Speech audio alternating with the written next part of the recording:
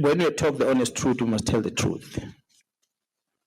The country was in pain to listen to how much of money was spent at the former president's house, homestead at Nkandla, because there was an accountability that was taken. We warned you about Nkandla. Your response was, you could have handled this matter differently.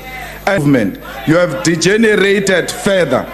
You have become worse than before the 3rd of August 2016. And now, can we imagine what is going to happen in 2019?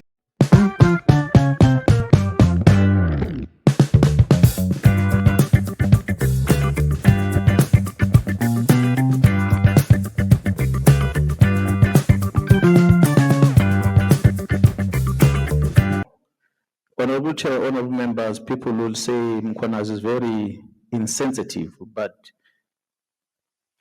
when you talk the honest truth, you must tell the truth. The country was in pain to listen to how much of money was spent at the former president's house, homestead at Nkandla, because there was an accountability that was happening at the time.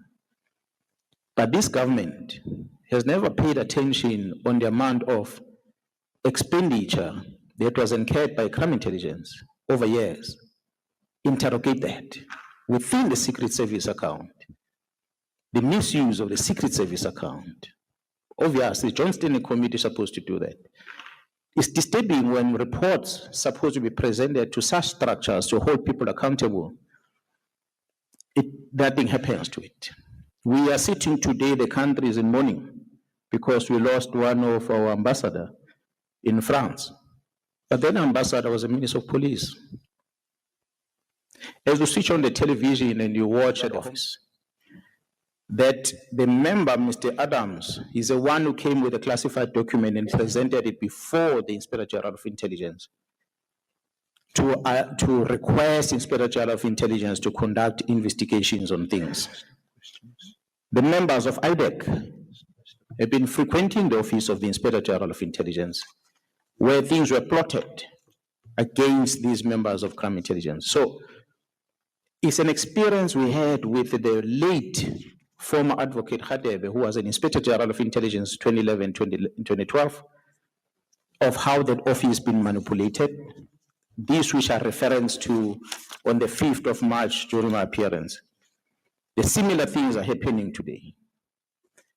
Crime intelligence has been doing a lot of bad things. And the bad things are brought to the attention of the Inspector General of Intelligence and supposed to end up with the John Standing Committee so the people are held accountable for the wrong. Honorable Chair, honorable members, people will say Mkhwanazi is very insensitive, but as you switch on the television and you watch the homestead of the former Minister of Police, you're going to see a very big wall, perimeter wall, that was built by the money from crime intelligence. But nobody was held accountable for such, and reports are there. So, 2011, we're experiencing all these things. It's members from crime intelligence that takes the money out of crime intelligence to use them to take control of the executive authority. The minister never asked for the war. The members from crime intelligence took the money secret fund account to make that war, so they can get control of the minister. So tomorrow they can then loot that money on their own. Then the minister can't say anything. It's the same thing bringing us here today. Minister of Police, Mr. Zuma, was made to sign a letter by the raw people within the organization. They might have done something to him. He signs a letter, he committed himself, and today he's in trouble because of that. Had he not signed that letter, he would not have been here. So some of the executive officials or authorities that are arriving in the South African Police Service, they had no bad intentions. But the rogue within catches them. They take control of them, and they do as they please after that. So as one of the things that I will recommend, Honorable Chair, defense intelligence, state security does not account to the open committees in Parliament. Perhaps we might want to start looking as Parliament on crime intelligence. They've got two accounts of budget is allocated to them, open budget and the COVID budget. Every time when you come to Parliament, there's always this confusion as to what you say on this, what you don't say on that. because there are questions that are coming from Parliament that talks about COVID issues. They should be discussed in another protocol committee, but they are expected to be discussed in this open committee. You can forgive some of the parliamentary members, they don't know that. They're going to know about a house that was built or bought. They throw questions and they want you to explain that. They don't know that belongs in another committee.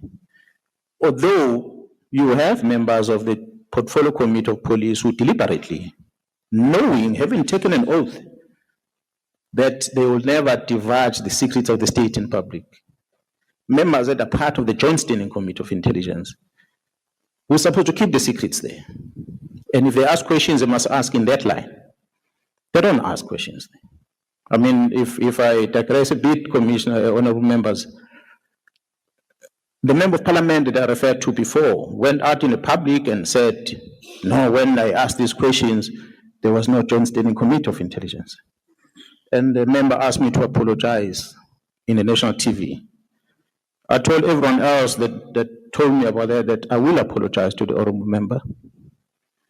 I'm apologizing that the honorable member had forgotten the oath that she took.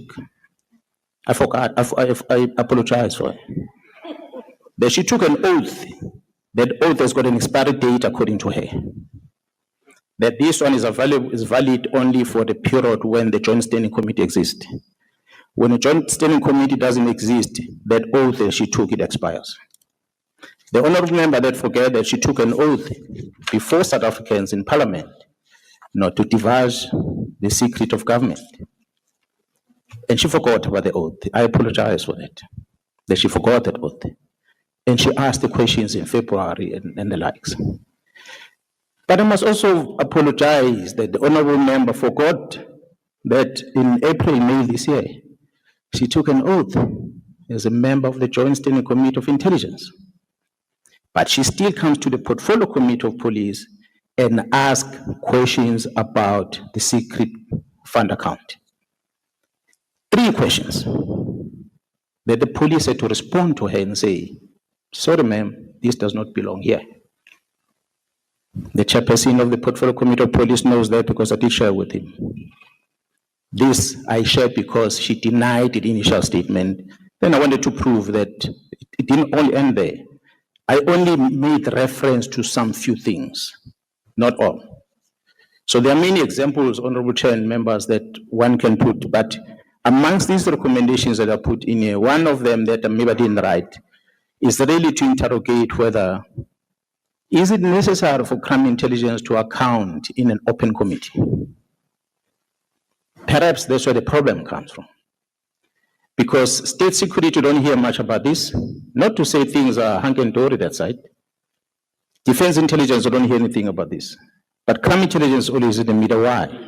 It's because you have a portfolio committee of police that holds them accountable. So perhaps the budget must just be moved covertly, all of it, so that it goes to one committee, Joint Standing Committee, being handled there.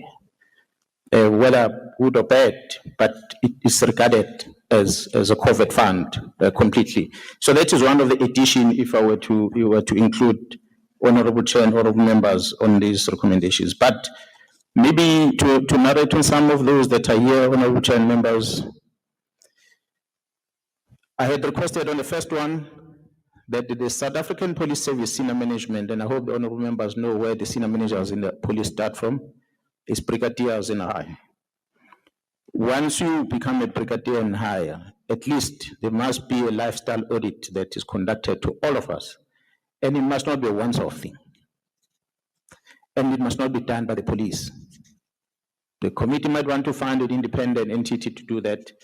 And the report be given to a chairperson of the Portfolio Committee on Police, and then it can be elevated to Parliament. But basically, the employment condition of a police officer needs to be conditional.